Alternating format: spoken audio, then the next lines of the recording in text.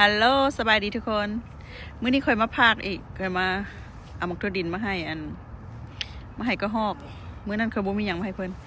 เด้เพิ่นเอาไปอันนึงละเดี๋ยวนี้เพิ่นนั่งหั่นนั่งอยู่ต้นไม้หั่นกำลังกินจักหน่อยนางจะมาเอาถ้าเบิ่งน้ำกันมาลุ้นน้ำกันว่าเพิ่นสิขึ้นตัวขี้ค่อยบ่มาละ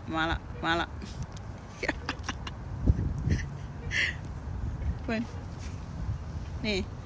พวกเจ้าเบิ่งความคุ้นของนางนี่ไปละนี่เดี๋ยวมาแล้วดิ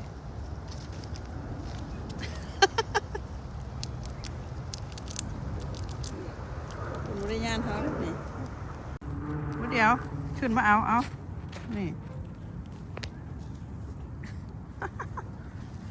ขึ้นมาเอา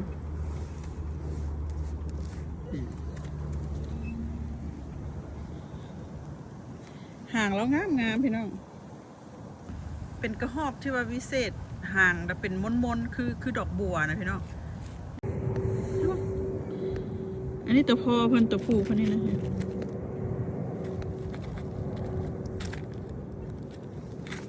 ถ้าบางเพิ่นนี่มาเพิ่นบริญาณเฮานี่นะนี่ขึ้นมาเอาสิ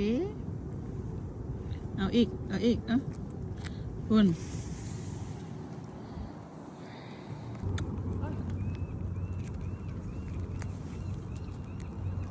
ตัวนั้นอยู่เทิงแกงหางดิก